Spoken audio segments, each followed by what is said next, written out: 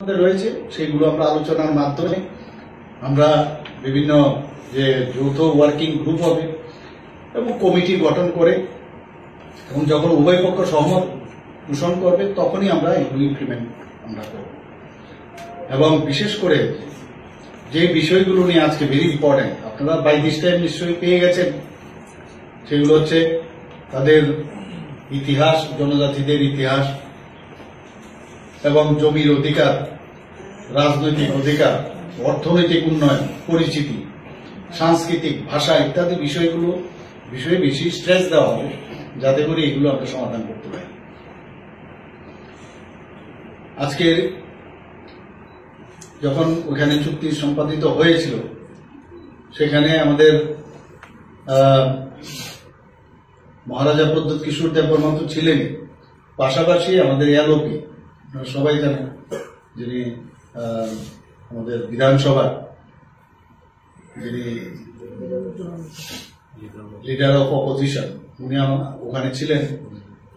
তাছাড়া উপস্থিত ছিলেন ত্রিপুরা মথার যিনি প্রেসিডেন্ট বিজয় কুমার রাঙ্কল উপস্থিত ছিলেন এবং আমাদের যে ত্রিপুরা সরকারের মাননীয় মন্ত্রী বিকাশ দেববর্মা এবং শ্রী শুক্লাচরণ নোয়াতিও উপস্থিত ছিলেন। এবং এখানে আমাদের ত্রিপুরা সরকারের তরফ থেকে চিফ সেক্রেটারি স্বাক্ষর করেছেন জে কে সিনহা মহোদয় এবং কেন্দ্রীয় সরকারের পক্ষে স্বাক্ষর করেন ভারত সরকারের স্বরাষ্ট্র মন্ত্রকের যিনি অতিরিক্ত সচিব শ্রী পীযূষ গোয়েল। তো আমি আশা করি যে আমাদের একসাথে মিলে আমরা মানে এক ভারত শ্রেষ্ঠ ভারত, এক ত্রিপুরা শ্রেষ্ঠ ত্রিপুরা অবশ্যই এই চুক্তির মাধ্যমে সেটা আমরা করব। সবাইকে অসংখ্য ধন্যবাদ।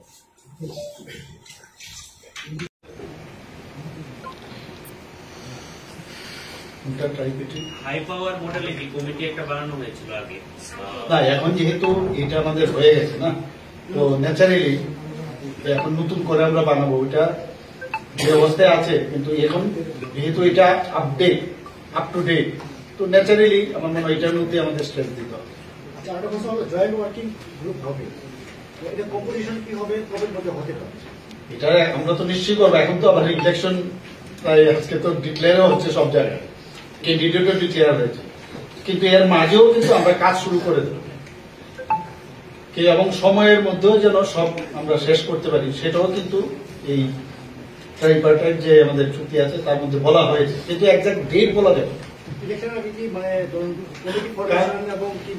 সেটা দেখবেন যখন যখন হবে, তো নিশ্চয়ই তার খবর পাবেন। আমরা তো চেষ্টা থাকবে, কিন্তু যেহেতু ইলেকশন ঘোষণা হয়ে গেছে, মানে ঘোষণা হতে চলছে এবং আমাদের ক্যান্ডিডেট ডিক্লেয়ার হয়ে গেছে, তো ন্যাচারালি সবাই ব্যস্ত থাকবে এখন ইলেকশন নিয়ে।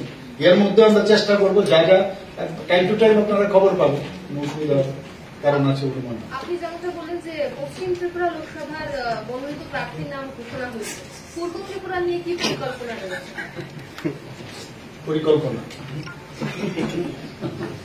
আমাদের কোনো পরিকল্পনা হয় না, যখন পার্টির তরফ থেকে যাকেই দেওয়া হয় আমরা সেইভাবে আমরা কার্যকর্তা হিসাবে আমরা কাজ করি।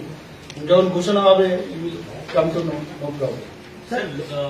এনএলএফটি কিছু ফ্র্যাকশন এখনো রয়ে গেছে যারা সারেন্ডার করে, ওদের সাথে কি কোনো কথাবার্তা চলছে বা এর মধ্যে কোনো সলিউশন হওয়ার সম্ভাবনা? দেখুন কিছুদিন আগেও প্রায় 3-4 বার এর মধ্যে এনএলএফটি যারা আছে ওরা কিন্তু এসে আমাদের মানে মূল স্রোতে ফিরে এসছে, সারেন্ডারও করেছে। আমরা তো চাই সবাই যেন এসে মূল স্রোতে আসুক, সুস্থ জীবনযাপন করুক এবং এগুলো তো মানে খুব সিক্রেটও বিষয় না, বলাও যাবে না কার সাথে কি কথা হচ্ছে। ইন্টেলিজেন্স যে আমাদের টিম আছে সেখান থেকে ওনারা কথা বলেন, যখন হওয়ার পরে আমরা বলি যে হ্যাঁ। আশা করি সব মানুষ বুঝতে পারছে যে বিকাশ মানে ভারতবর্ষ যে বিকাশের কথা মাননীয় প্রধানমন্ত্রীজি বলছেন এবং ত্রিপুরার বিকাশের কথাও বলছেন। ত্রিপুরার বিকাশ না হলে, অন্যান্য প্রদেশ যদি বিকাশ না হয় তাহলে ভারতও বিকাশমুখী হবে না। এবং আজকের এই চুক্তির ফলে কিন্তু ত্রিপুরার বিকাশের মানে কয়েক ধাপ কিন্তু আমরা এগিয়ে যাব। সবাইকে আজকে বারবার বলছি যেখানে আমরা জাতি জনজাতি আমরা সবাই মিলে একসাথে ত্রিপুরাকে এক ত্রিপুরা শ্রেষ্ঠ ত্রিপুরা আমরা বানাতে চাই, সেটা কিন্তু এই চুক্তির পরিপ্রেক্ষিতে আমি বলবো আমরা এক ধাপ কিন্তু আমরা এগিয়ে গেলাম। এবং আমরা বারবার বলছি যে যতক্ষণ ধরে শান্তি সম্প্রতি না থাকবে কোনো অবস্থায় ডেভেলপমেন্টও হবে।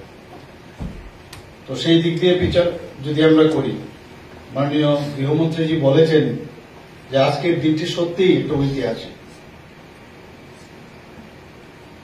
এবং আমরা দেখেছি আগে দেখতাম যে নর্থ ইস্ট মানে একটা উগ্রপন্থীদের একটা আনাগোনা, উগ্রবাদ, যেন মনে হচ্ছে যেন এখানে উগ্রবাদের মাধ্যমেই এই নর্থ ইস্ট চলবে।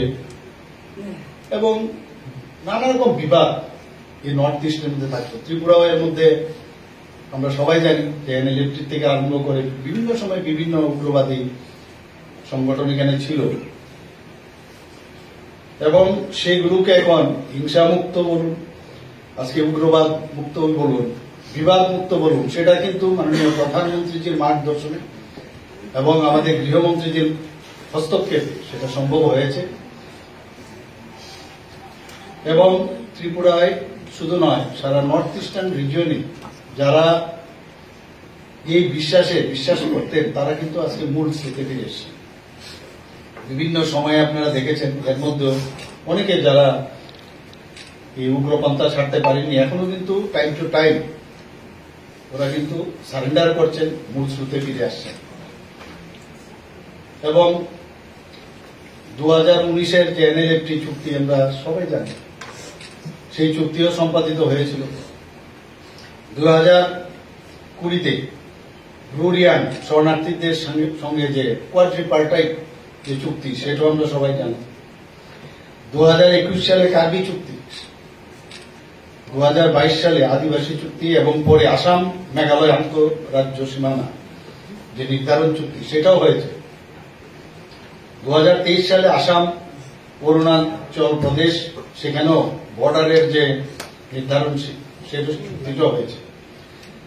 2023 সালে ডিমাসা চুক্তি হয়েছে। ইউএনএলএফ চুক্তিও পরে যেটা আলফা শান্তি চুক্তি, সেটাও হয়েছে। এবং আজকে আমাদের ত্রিপুরা মথার সাথে আমাদের চুক্তি হবে। তো কত গুরুত্ব সহকারে কেন্দ্রীয় সরকার এবং আমাদের প্রধানমন্ত্রীজি, মাননীয় প্রধানমন্ত্রীজি মার্গদর্শনে আমাদের গৃহমন্ত্রীজি যেভাবে যে সমস্যা কিভাবে সমাধান করা যায় সেটা কিন্তু বারবার আমরা দেখতে পাচ্ছি। এবং এতে করে এই যে আমাদের এনডিএ সরকার আছে, সেখানে কিন্তু প্রায় 11টা ভিন্ন ভিন্ন যে আমাদের চুক্তি আছে, তার মাধ্যমে এই নর্থ ইস্টে পিস যাতে থাকে, শান্তি যেন প্রতিষ্ঠিত হয়। এবং বিভিন্ন আমরা দেখছি সশস্ত্র সংগ্রামের কথা বলতো তারা, সেই সংগ্রাম ওরা বুঝতে পারছে এইভাবে কিন্তু কোনোদিন সশস্ত্র সংগ্রামের ডাক দিয়ে কোনোদিন মানুষের সমস্যার সমাধান করা যাবে না। এবং তারা মূল স্রোতে ফিরে এসছে। আমার বিশ্বাস এই চুক্তির মাধ্যমে যারা জনজাতি যাদের অধিকার নিয়ে কথা বলছে, সেগুলো আমি বিশ্বাস করি সেগুলোর আমরা সমাধান করব। এবং জাতি জনজাতি আমরা সবাই মিলে, কাউকে ডিপ্রাইভ করার আমাদের ইচ্ছেও নেই। আমাদের ডাবল ইঞ্জিনের সরকার আমরা বলি, আমি বললাম যেগুলো এতে প্রমাণিত হয়, কাউকে ডিপ্রাইভ করার ইচ্ছে নেই। এবং যে সব সমস্যাগুলো আমাদের রয়েছে সেইগুলো আমরা আলোচনার মাধ্যমে আমরা বিভিন্ন যে যৌথ ওয়ার্কিং গ্রুপ হবে এবং কমিটি গঠন করে, এবং যখন উভয় পক্ষ সহমত পোষণ করবে তখনই আমরা এগুলো ইমপ্লিমেন্ট আমরা করব। এবং বিশেষ করে যে বিষয়গুলো নিয়ে আজকে ভেরি ইম্পর্টেন্ট, আপনারা বাই দিস টাইম নিশ্চয়ই পেয়ে গেছেন, সেগুলো হচ্ছে তাদের ইতিহাস, জনজাতিদের ইতিহাস এবং জমির অধিকার, রাজনৈতিক অধিকার, অর্থনৈতিক উন্নয়ন, পরিচিতি, সাংস্কৃতিক, ভাষা ইত্যাদি বিষয়ে বেশি স্ট্রেস দেওয়া হবে, যাতে করে এগুলো আমরা সমাধান করতে পারি। আজকে যখন ওখানে চুক্তি সম্পাদিত হয়েছিল, সেখানে আমাদের মহারাজা প্রদ্যুৎ কিশোর দেববর্মা ছিলেন, পাশাপাশি আমাদের এলওপি সবাই জানেন, যিনি আমাদের বিধানসভার যিনি লিডার অফ অপোজিশন, উনি ওখানে ছিলেন। তাছাড়া উপস্থিত ছিলেন ত্রিপুরা মথার যিনি প্রেসিডেন্ট বিজয় কুমার রাঙ্কল উপস্থিত ছিলেন, এবং আমাদের যে ত্রিপুরা সরকারের মাননীয় মন্ত্রী বিকাশ দেববর্মা এবং শ্রী শুক্লাচরণ নোয়াতিও উপস্থিত ছিলেন। এবং এখানে আমাদের ত্রিপুরা সরকারের তরফ থেকে চিফ সেক্রেটারি স্বাক্ষর করেছেন শ্রী জে কে সিনহা মহোদয়, এবং কেন্দ্রীয় সরকারের পক্ষে স্বাক্ষর করেন ভারত সরকারের স্বরাষ্ট্র মন্ত্রকের যিনি অতিরিক্ত সচিব শ্রী পীযূষ ভাই। তো আমি আশা করি যে আমাদের একসাথে মিলে আমরা এক ভারত শ্রেষ্ঠ ভারত, এক ত্রিপুরা শ্রেষ্ঠ ত্রিপুরা, অবশ্যই এই চুক্তির মাধ্যমে সেটা আমরা করব। সবাইকে অসংখ্য ধন্যবাদ। মিউচুয়ালি এগ্রিয়েবল ফর্মেটে এই যে ইস্যু রয়েছে সেগুলোকে রিজলভ করতে বলেছে, এবং এই সময়ে কোন রকম কোন সাইড থেকে কোনো আন্দোলন করা যাবে না, কোনো এক্সিকিউশন করা যাবে না। What is the probable time span is talking about here, because time bound is suppose to have a time. দেখুন, আমাদের তরফ থেকে ভারতীয় জনতা পার্টিতে আমাদের সরকারের যে পার্টি আমরা আছি, আমরা বারবার বলছি যে আমরা কোনো অবস্থায় কোন ধরনের এজিটেশন হিসেবে আমরা বিশ্বাস করি না। তো এখনই বলা হয়েছে যে এখন যেহেতু এটা একটা চুক্তি হয়েছে, চুক্তির মধ্যে আছে যাতে কোনো ধরনের অস্থিরতা সৃষ্টি না করে, নিশ্চয়ই ওনারা করবেন সেটা। এবং ন্যাচারালি যেহেতু টাইম বাউন্ড আমরা বলছি, টাইম শেষ হয়ে গেলেই হবে এরকম তো না।